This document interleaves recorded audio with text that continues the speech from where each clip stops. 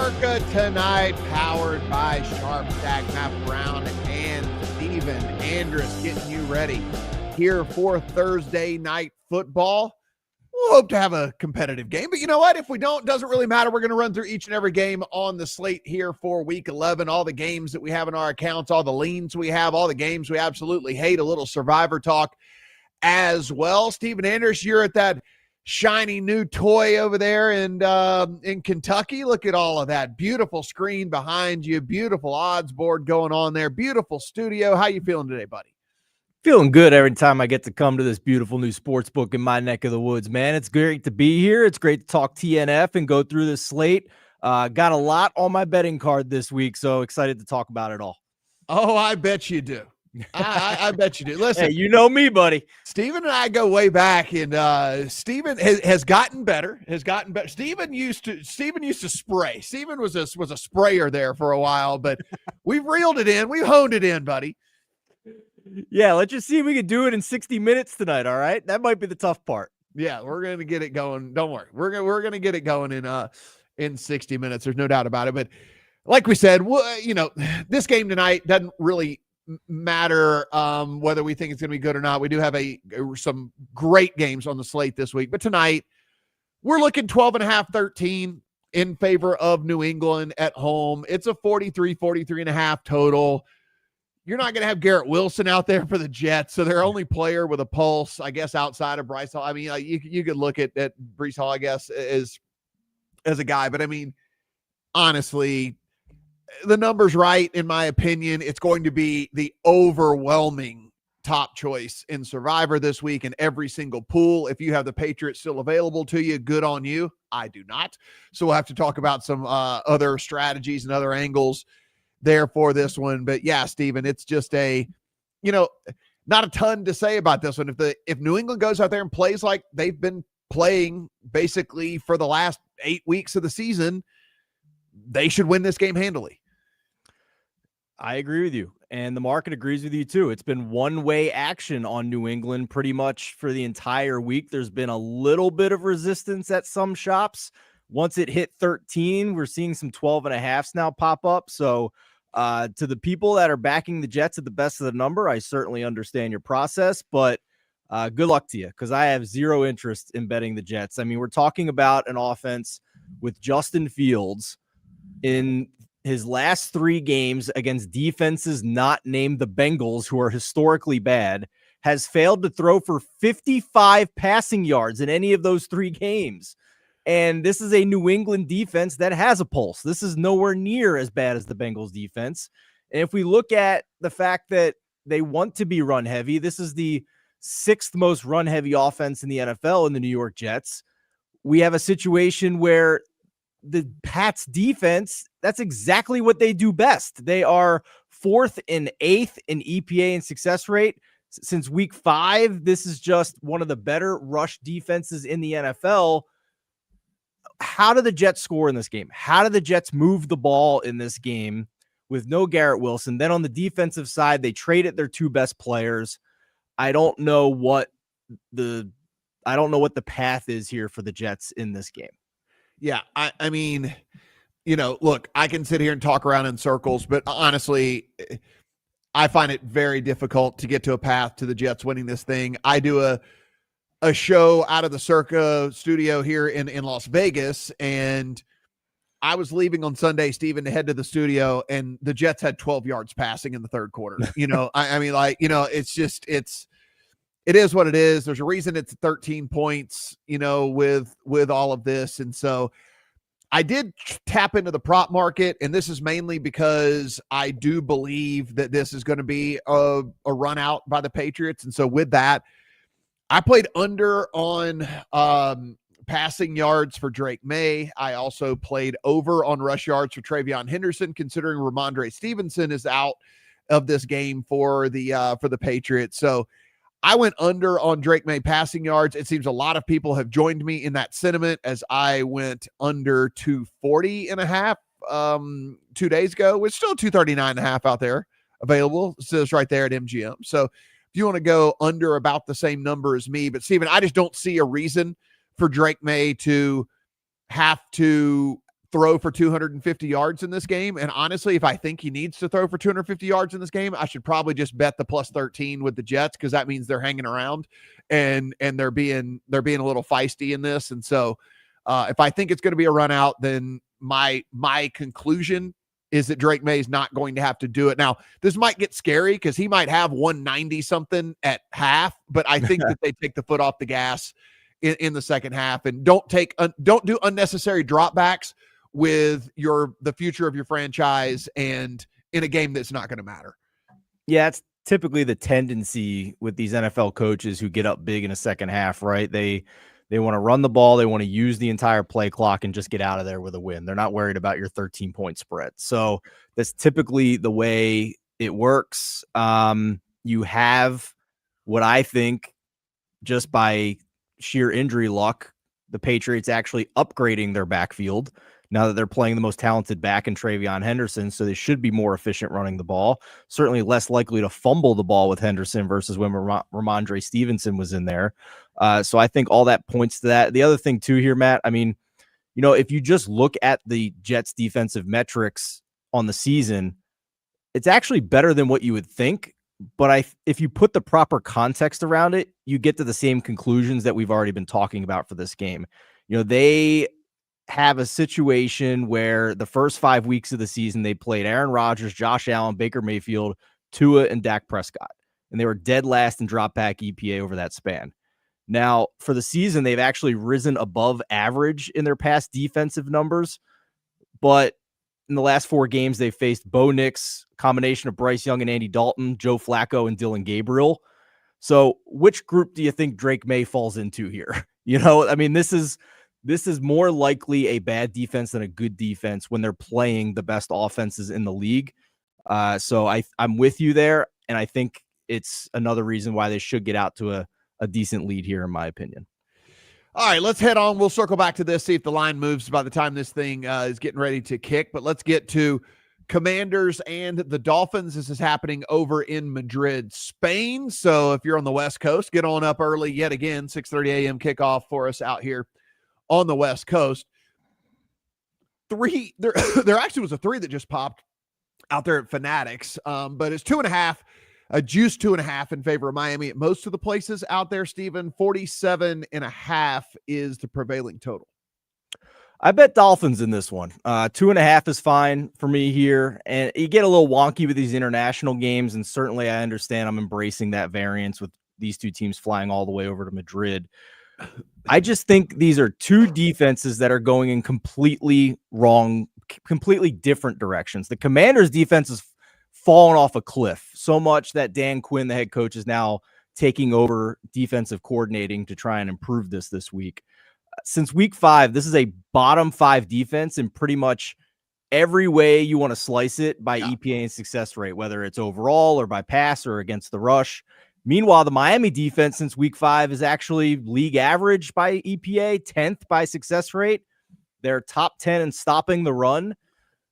And we saw for at least a couple of weeks now, and I would even include the Thursday night game against the Ravens, where I would argue they were a little more unfortunate for that to be a blowout. I thought they moved the ball well at times in that game, but I think you are seeing an offense that is still playing for Mike McDaniel, and I think this is an offense that should be able to move the ball just fine against this fledgling defense. And then you combine the fact that Jaden Daniels and Terry McLaurin are out again in this game for the Commanders. So it was a pretty easy click for me, believe it or not, on Miami minus 2.5.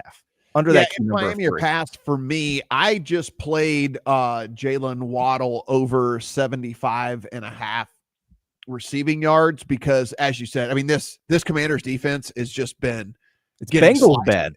Sliced and diced like absolutely all over the place. And they were bad when Lattimore was out there. And then now they're trying to do this without Lattimore out there. It was a prop play for me, but it certainly would be the Dolphins or pass for me here in this one. I will say this.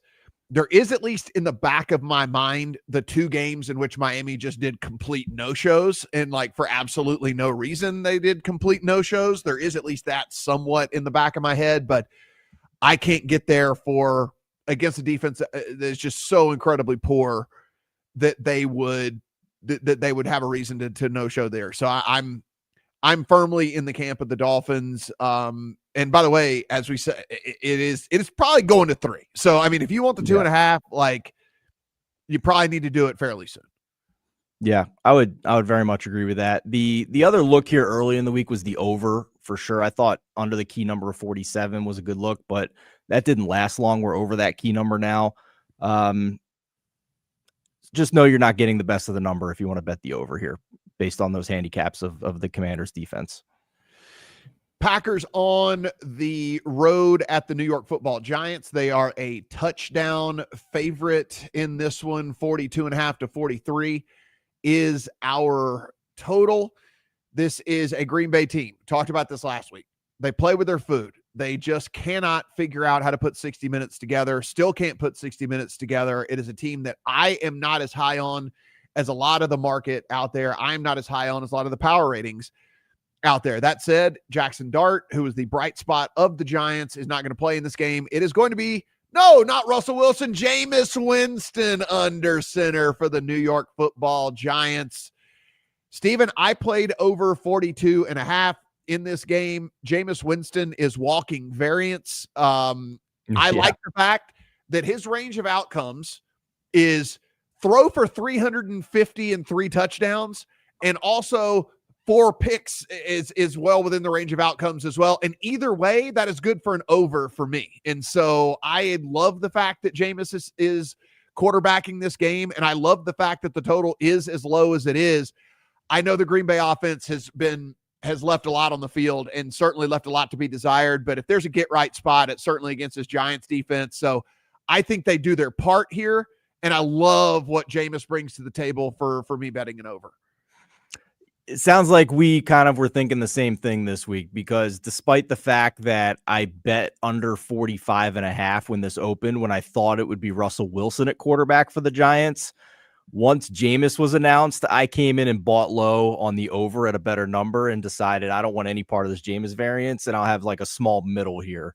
Maybe I can get the middle here. So I agree with you. It's not just his upside passing. It's his really low ceiling of possibly giving the Packers offense short fields. But as far as the side here, Matt, I'm good, man. The Packers are going to have to show it to me with missing all of these receivers. They're down their tight end 1. They're down their wide receiver 1 and Jaden Reed. I guess you can call him their wide receiver 1, and Matthew Golden, their first round rookie wide receiver. This offense has to show me they can move the ball consistently first before I hop back in. And they lost one of their best offensive linemen in Elton Jenkins this week as well. The Tampa Bay Bucks are on the road at the Buffalo Bills. Of course, the Buffalo Bills breaking the hearts of a bunch of Survivor players out there last week as they go down as 9.5 point favorites. 47.5 is our total here in this one. Steven, some good news. If you want to back the Bucks in this thing, it at least is a decent shot that you get one of or both of Bucky Irving and Chris Godwin back for the Bucks this week, as they both put in limited practices for this team. So perhaps you get one or both of those guys back here against Buffalo. And, you know, if you're a Buffalo backer in this, what do you want to see? What do you need to see, Steven? Like, what do you need after what they did last week? I mean, just not a complete and utter no-show, but pretty close to it. And with that, you know, falling out of most people's power rankings as far as the top spot. I know there was a lot of number ones out there on this Buffalo team. Josh Allen no longer your MVP favorite after that game last week. There's a lot of stuff going on with Buffalo. This number sitting in the dead zone of that 5.5. As far as futures for the Bills, I mean, now looking on the outside looking in at a home playoff game, they might be a wild card team if the Patriots win the division. So, what do I need to see to answer your question? I need to see them cover the spread against a Bucs team that is still injured. Even if they get lucky and get one of Bucky Irving or Chris Godwin back on offense, they still are missing Hassan Reddick. But at the same time, I don't think Dalton Kincaid's going to play for the Bills offense in this game. We'll see, but he was back-to-back DMP as well. Khalil Shakir, their wide receiver, back-to-back limited participant. All of these injuries on both sides pointed to an under for me, and it's been one-way action there. This opened around 50.5. we're all the way down to 47, 47.5. Again, that's a key number in totals. So if you want to hop in on the under, just make sure you're getting that hook at 47.5 if you want to bet the under. But I thought there was just too many injuries here, Matt. And then Baker Mayfield just doesn't seem right to me. Something's up with him. He's been on the injury report various times this year with a foot, a toe, a right bicep, a knee, and an oblique. And then since week 4, when he started popping up on the injury report, in that span, 25th by EPA and CPOE score. I don't know if it's the injuries or that he's missing a lot of his weapons on this offense. Whichever it is, it's not good.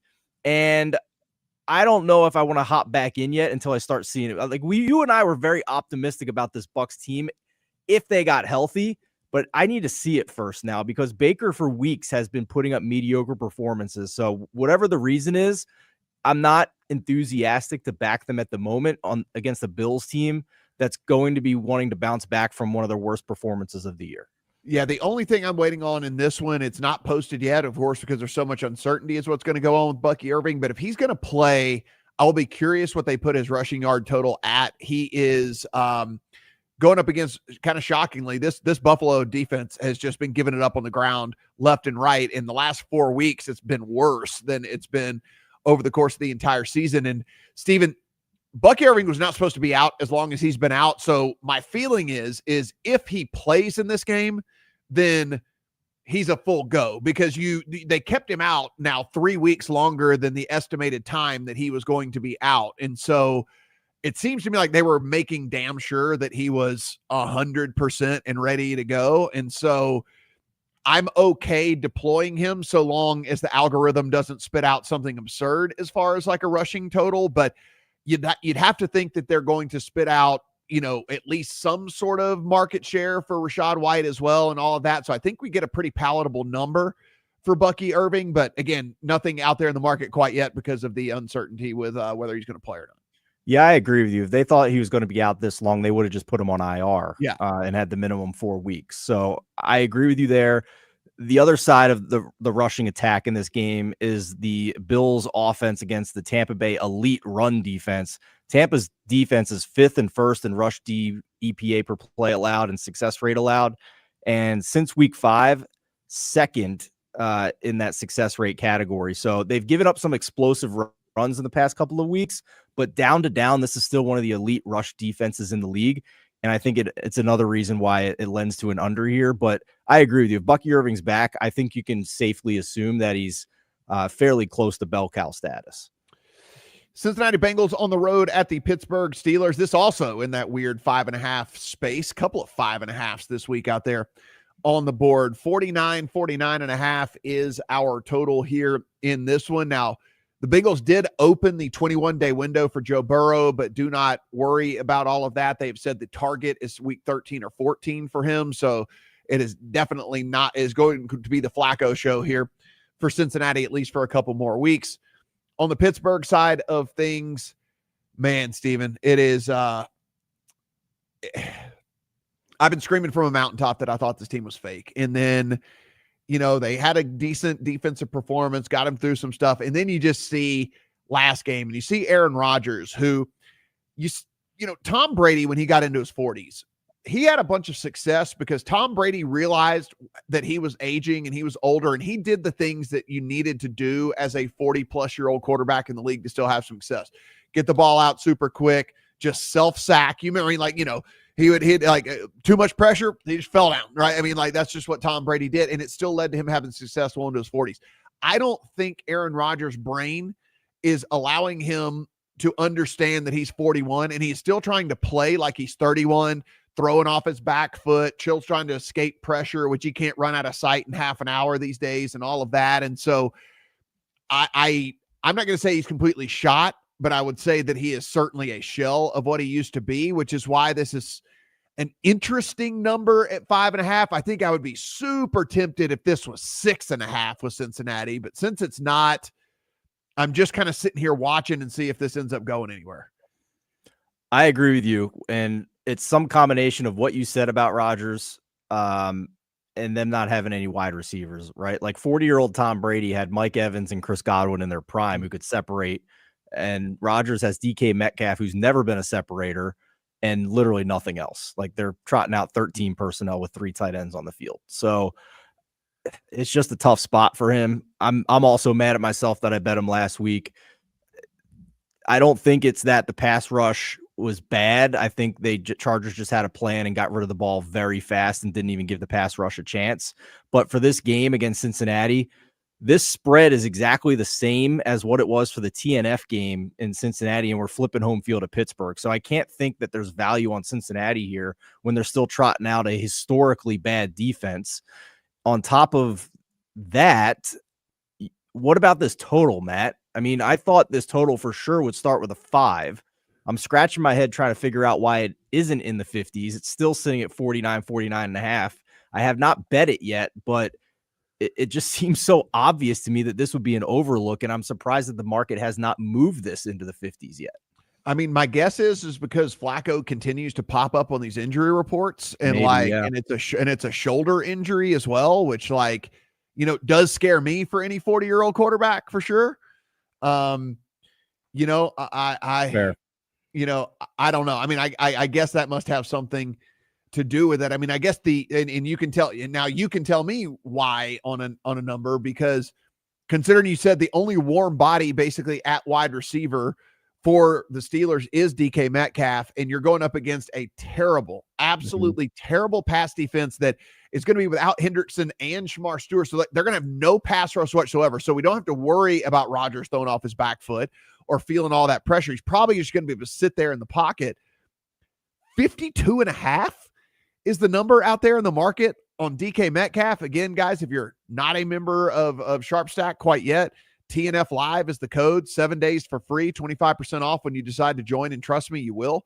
Go ahead and join on that. And I mean, Steve, why is it so low, and why is there a hesitancy for me to smash the button there on that? I mean, DK Metcalf is the only dude on that team. I mean, Calvin Austin's not getting any more targets. Aaron Rodgers hates his guts now with like after what happened last week. So, I mean, why am I not smashing the button here? Oh, goodness. Because it's the Steelers, and we hate the Steelers. I mean, what else do you want me to tell you? I don't have a good reason.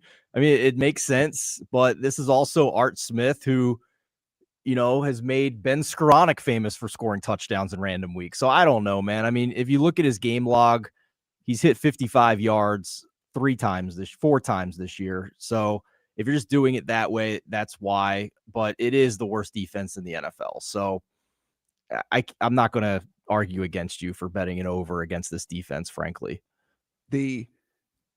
Over the last 4 weeks, no team in the NFL has given up more explosive plays than the Cincinnati Bengals. Dead last, 32nd, and it's happening 15.2% of the time that teams run a play that teams are getting an explosive on them. And so I don't know, man. I think it's something I might just have to play on principle. And if it duds out because Aaron Rodgers really and truly is dust, then, whatever, I guess I learned my lesson. But man, against this defense, if you can't get your number one wide receiver to 53 yards, then you got this Pittsburgh team has a real problem.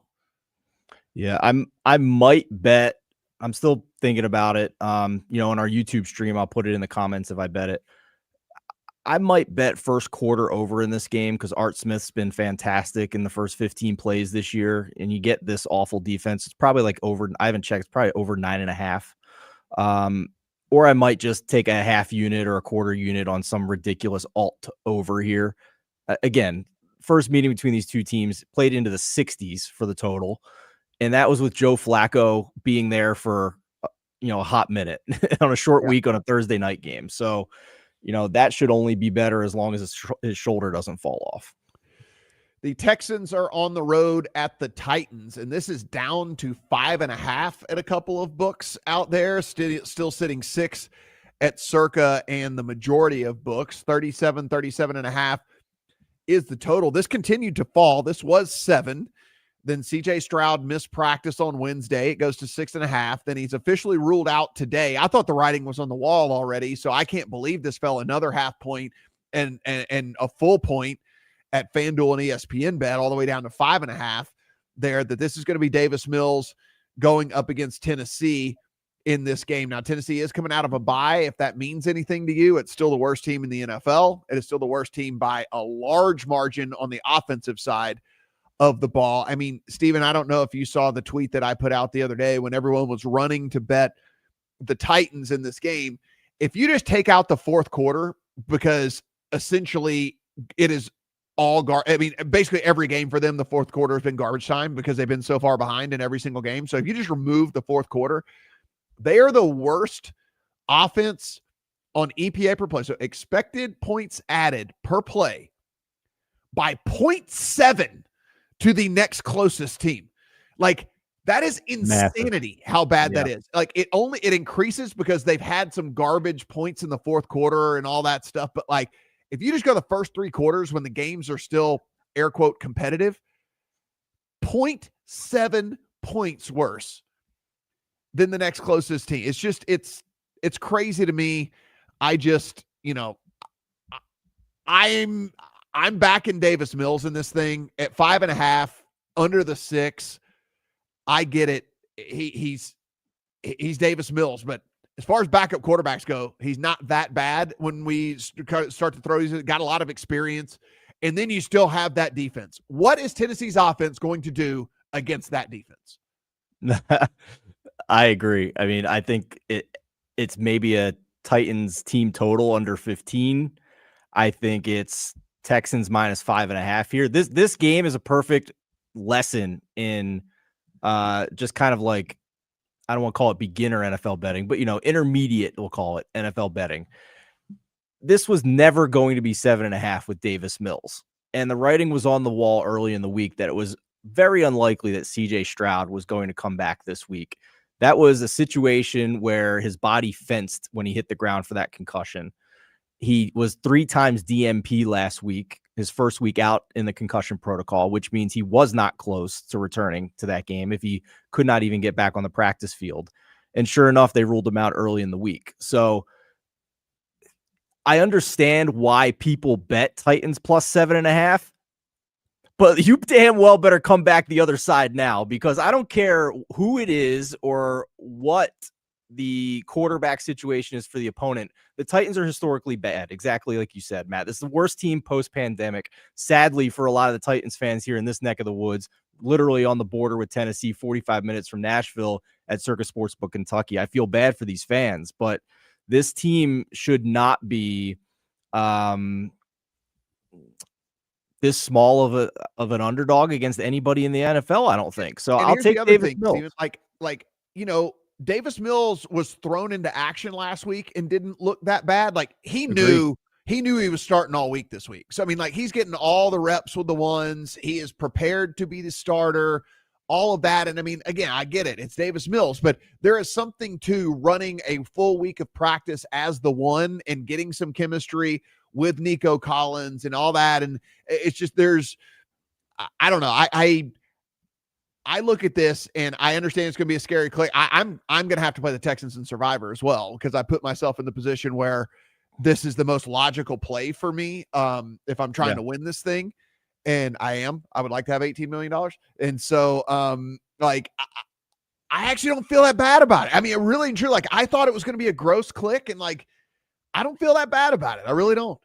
I think you can sleep at night if the worst team post-pandemic knocks you out of Survivor, right? Like, that's still a good process. And I don't care that the Titans are coming off a bye. Like, seen this before with an interim coaching staff. How much self-scouting do you think the interim coaching staff is doing? They probably spent the bye week getting their resume and their interviews lined up for when the offseason ends. So to put a bullet on your Davis Mills point, his EPA per play in that game last week would have put him in the range for this season with like Tua or Jacoby Brissett, which is serviceable. It's not in that bottom tier with Dylan Gabriel and Justin Fields. So, and this Houston defense is an elite unit, one of the 2 or 3 best defenses in the NFL. Yes, below 6, sign me up for the Texans for sure. The Chicago Bears are on the road at the Minnesota Vikings. This is currently 2.5. There's a 1-3 out there at Fanatics right now in favor of the Vikings at home. 48.5 is our total. And Steven, I'll just defer to you here. What am I missing? You like the Vikings here? No, absolutely not. I was gonna say, well, typically when it's 2.5, most people like the favorite under that key number of 3. But well, no, I'm glad to hear you don't like them. There were 3s available. Full disclosure, that whole deal. Like there were 3s available. I put the 3 into the account, but like even at 2.5, which I understand is like a certainly less meaningful, but how's Minnesota favored in this? Like how? Yeah, I know. After watching JJ McCarthy, like how is Minnesota favored in this thing? Well, every betting show in the world will tell you that the regression has to be coming for the Bears defense because it's all turnovers, right? And I get that. I mean, it's a valid point.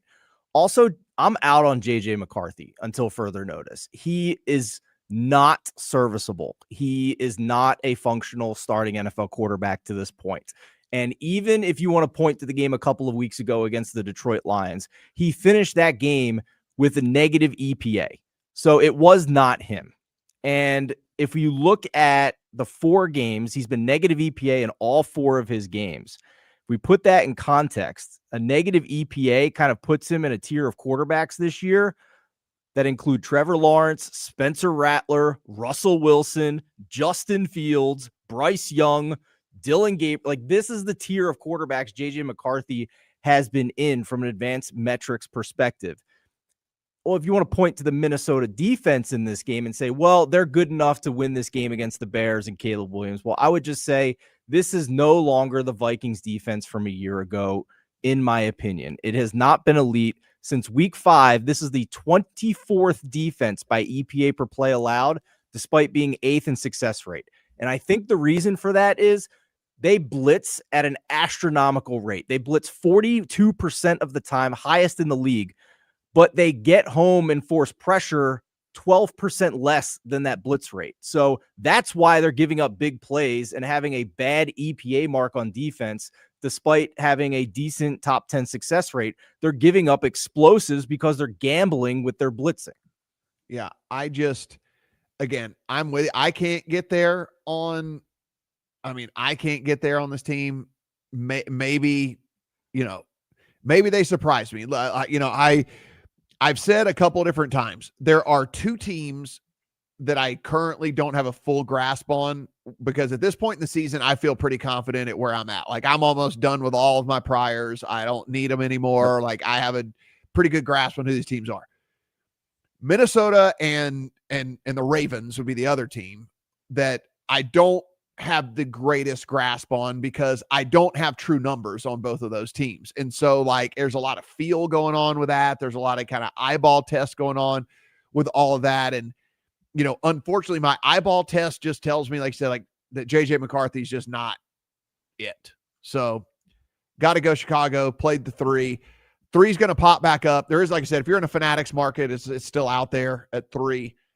It'll pop back again. We'll get some support there on the Vikings to get you the 3. So if you want to play Chicago, you can hold out for that one. Roma Dunze should go nuts in that game, by the way, as well. Carolina on the road at Atlanta. This is 3.5 in favor of the Falcons at home. 42.5 is our total. We know Carolina did everyone dirty last week, the number 1 selection in Survivor across the industry, and they go and lose outright to the Saints. Hey, you're welcome if you were watching this program last week where I told you not to play them, that it was going to be bad chalk, and hopefully you're still around in whatever Survivor pool that you're in. They go on the road, Steven, as 3.5-point dogs inside a dome. We don't have to worry about weather or anything like that. But my question to you is, are the Falcons 3.5 points better than anybody right now? Maybe not, but this game's just a hard pass for me. Bryce Young has not thrown for 200 yards since week 2, and most of that was in garbage time at Arizona. A lot of garbage time. Neither of these quarterbacks ranks in the top 100 out of 156 quarterbacks since 2021 in EPA plus CPOE score, CPOE completion percentage over expected. So these are 2 bad quarterbacks with a lot of volatility week to week. And even Michael Penix with these weapons is sitting 4th worst in CPOE this year out of 33 qualifying quarterbacks. So to answer your question, no, I'm not laying more than a field goal with the Falcons. Also, I don't have enough confidence in this one-dimensional Panthers offense where they're not consistently throwing the ball to hop in here right now, to be honest with you. That's just kind of where I'm at with this game. It's a big pass for me. Yeah, I wanted to play Dowdle in this one against Atlanta. While they're decent against the pass, they've actually been pretty bad against the run, but Dowdle keeps popping up on the injury report. And so, like, I don't want to get there. I mean, I guess clean bill of health come tomorrow, I could be talked into it, but not a play for me right now. Chargers on the road at Jacksonville. This is a flat 3 in favor of the Chargers. 43.5 to 44 is our total here in this one. Jacksonville loses Travis Hunter for the season. Unfortunate for them. They do trade for Jacoby Myers. It looks like maybe that Brian Thomas will be back out there for them this week, Steven. And then the Chargers do make the long trek across the country to take on the Jags over there in Jacksonville. Yeah, I hate that spot for the Chargers with the cross-country trip. I'm not convinced with Joe Alt being out that the Chargers figured it out with the offensive line last week. That, to me, was more game planning. Sunday Night Football threw up a halftime stat that Justin Herbert's average time from snap to throw in the first half against the Steelers was 2.2 seconds. For perspective, usually to have a good pass rush, you have to do it in less than 3 seconds. So the fact that he was getting rid of it that much faster than 3 seconds just meant that the Steelers pass rush had zero chance of getting any pressure in that game. So to me, it was scheme. It was not the offensive line passing some kind of test for the Chargers. So I don't want to overreact to that. But also, I'm not putting any more money on Trevor Lawrence this year. I'm sorry. Brian Thomas may be back, Matt, but he's still limited. He can't catch a football half the time. He's among the league leaders in drops this year. And Trevor Lawrence has the same EPA plus CPOE score since week 4 as Justin Fields. I'm good. I'm going to pass on this game. It's a fact-finding mission to see if the Chargers still look good and can continue this momentum despite the offensive line injuries. Yeah, kind of like under the radar, which, like, again, I don't think it's necessarily going to do anything to limit what the Chargers want to do, but the Jags have like the 11th best 3-and-out rate in the NFL on the defensive side of the ball. Like, they have been at times stopping these teams from moving the chains and all of that. Like, does that translate into anything with all of this? But, they got to post all the games, Steven. We don't have to bet all the games. And This one is 1 on 3, just kind of seems right. And neither the spread or the total has really moved all week. Yeah. So that's a lot of big money telling you it's probably just about right as well. We have 2 games that could be considered the game of the week this week, and this is one of them. Seattle is on the road, just hopping down to L.A.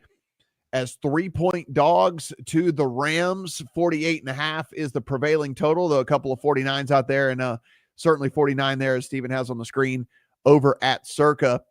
Steven, my number 1 power ranked team for week number 11 is the Los Angeles Rams. And as I dug in a little bit further, I think that this is probably the most complete team in football. And I don't know why it took me until week 11 to see it. It was I was blinded, I guess, but Stafford playing at a ridiculously high level, Puka Nacua playing at a ridiculously high level. You got 2 different running backs now. The defense is playing great. I just got a push notification. Devontae Adams is supposed to play in this game for the Rams as well. That said, on the flip side, you have Seattle that has shot up my power ratings as well. They're number 4 in my power ratings, and I think they're deservedly so. Great play from Sam Darnold. Obviously, JSN is a baller. Man, this might just be a sit back and enjoy it for me. I don't know. Tough here, man. If these 2 teams were in different conferences, they'd be each my pick to go to the Super Bowl. Just how it happens that they're in the same division. Yeah. So I think a couple of things. Number 1, I am already heavily invested in Seattle on some really good numbers coming into this. So I wanted to keep it light. I mean, we've been talking about Seattle division futures and Seattle conference futures, and Sam Darnold was 40-1 a couple of weeks ago for MVP. Now he's 11-1. So I already have a vested interest in this game. I got me at 80-1, buddy. Oh, attaboy. Got me at 80-1 in the account. I love it. That's a good look. Yeah, I mean, this offense looks awesome. Actually, I just need one of these quarterbacks to go off because I have a 35-1 on Stafford and I have an 80-1 on Darnold. So I just need one of them to go nuclear in this game. It's a great spot because one of them's going to see his number go down a lot after this game. And I don't think the other is dead with a loss here because you get the rematch coming up. Yeah. So I agree with you there. I don't think either of these teams, I looked at all the metrics, the matchups, every way I could slice it, Matt. They're pretty evenly matched in this game. So I don't think either should be a 3-point favorite at that key number. So a plus 3.5 minus 120 popped up for the Seahawks this week, and I grabbed it. Don't blame me. I still think 3 is valuable in this game. I could be proven wrong. The Seahawks have not played great opponents, but they've also annihilated them, and that counts for something, and it has been predictive over the years in the NFL when you just annihilate teams. So I'm going to sit back and watch and enjoy this. I got the best of the number. I don't think there's much to do if you don't want that. I don't think the 3.5 is coming back anywhere. But I think this is just going to be the best game of the year. Amazing showcase. But I'm only Seattle here at these numbers, especially with Davante Adams a little banged up here as well with an oblique injury. San Francisco on the road at Arizona. This is a flat 3 in favor of the 49ers on the road at the Cardinals. 48.5 is our total. Push notification time as well, Steven. It is going to be Brock Purdy. He will make the start for the 49ers against the Cardinals, and we know the Cardinals will be with Jacoby Brissett under center. You and I have talked a little bit about it. What do we think the difference is between Purdy and Jones? Purdy, Jones. Obviously, they think it's an upgrade because as soon as Purdy was ready to go, they're firing him back under center. I'm not so sure. I guess I need to see it play out with my eyes. And so, I don't know, man. If this happens to, when this news gets widely spread, if this happens to go to 3.5, I might take a nibble of the Cardinals at 3.5 just because I don't know what Purdy brings to the table. We hadn't seen him play in forever. Yeah, I think first game off an injury, it's a lower floor. I do think he's higher ceiling than Mac Jones. I mean, he almost won the MVP paired with Kyle Shanahan in this offense. It's also nice that Ricky Pearsall looks more likely than not to be back in this game, add another weapon for him. And this, I'll just say, like, we've been talking for weeks about the 49ers defensive injuries, and they are near the bottom of the league in that span since they started to pile them up. But now Arizona's got a ton of injuries too. Kyler's out. RB1 and 2 are out.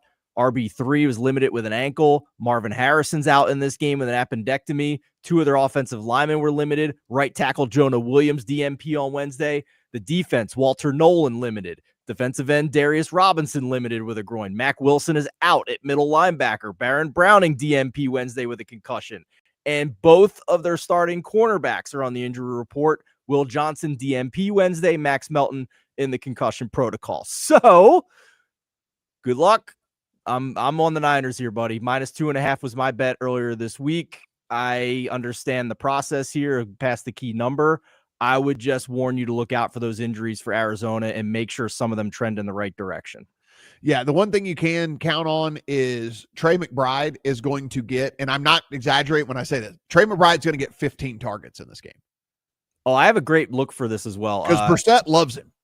Yeah, I would consider betting Trey McBride right now at a crazy long shot to lead the league in receiving touchdowns. He's 3 behind, but Davante Adams just got banged up, and he's the leader in that category. And it was like 65-1 last week. So I'm right there with you. Like, he's been blowing up with his touchdowns now that Jacoby Brissett is the quarterback.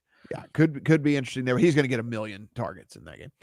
The Ravens on the road at the Browns. This is 7.5. It is 39 is the prevailing total, though there is a 39.5 out there. Lamar Jackson back at practice. Rashad Bateman was not, however, for this Ravens team. I don't know if it will matter against Cleveland, but this was a knee injury for Lamar, Steven, as opposed to the hamstring injury that kept him out on Wednesday. I don't think I can lay on the other side of a touchdown with Lamar and a knee injury. I mean, this Cleveland defense, to give them credit, they've had multiple sacks in every game but 2 this year. So, like, they still can bring it a little bit. And I don't know, man. Something feels fishy about this. Something feels whatever. I can't even believe I would say it'd be the Browns or pass for me, but I think it'd be the Browns or pass for me. It also might be another patented Cleveland wind game. The forecast is looking at maybe 20-mile-per-hour sustained, which means the gusts will be higher. This is my weekly reminder that this time of the year, check the early forecast for a Cleveland Browns home game. And if the wind forecast is 20 miles per hour or higher and the total starts with a 4, just bet the under because it's going to be one-way action. And then you could check closer to kickoff to see if that forecast held up. And if it's totally changed, then there'll be an opportunity for you to make a decision if you want to get out of that bet and come back and bet the over, maybe get a middle on a total that starts with a 3. That's exactly what happened in this game. I bet under 41.5 earlier in the week. I agree with everything you just said about Lamar. I'm out on the Ravens in this game. I just want to watch and see if they continue to trend up from our preseason expectations. Yeah. I mean, this is probably a bet on team moving forward if the defense is healthy and still plays good, and if Lamar is healthy and still plays good, but those are still question marks for me. And so I'm just going to have to see what happens there in this one. Kansas City and Denver. This is 3.5, 4 in favor of the Chiefs on the road. 44.5 to 45 is our total. No team has danced through the raindrops more than the Broncos this season, but it doesn't really matter. You can't take those wins away. They're banked, Steven. They are a team with 8 wins in the NFL. There's nothing we can do about it. The Chiefs coming out of a bye on the road, going up to Denver. What say you? First of all, this is going to be the most BS over 9.5 win ticket from before the year I've had cashed with the Denver Broncos. I've been saying for the last 2 weeks, I'm going, listen, I was all over the Broncos in the offseason. I feel guilty that I have all of these tickets and whatever that are likely to cash because this team is so fake. I still don't feel like I'm there yet, by the way, because Bo Nix is that bad this year. So this is Chiefs are nothing for me, but this is very expensive on the Chiefs. I'm opting for Chiefs moneyline parlays, 2-leg moneyline parlays with the Chiefs just to win this game instead of having to win by margin. If you don't want to do that, then I would just bet Chiefs alts because I don't know if Bo Nix can keep up with this offense. I think this is maybe where Bo Nix gets exposed a little bit. So this is where I think it all comes crashing down for a very fraudulent team in the Denver Broncos. We have a great Sunday night game, great interesting Monday night game. I shouldn't say great. So be sure check out all of the content over at our friends. Yeah, Matt, let me kind of play air traffic control here. So we got about 2 minutes left in our show here for our new radio partner in Bowling Green, Kentucky, WKCT. So, and on YouTube as well, we're going to go off the air just at about 2-3 minutes or so at 7:50 Eastern time. For the rest of you that want to continue to watch and hear our handicap for Sunday Night Football and Monday Night Football, we will continue our live stream online on X or Twitter for most of us older heads. You can find that at 4for4 Football on Twitter. That's the number 4 FOR and the number 4 football as well.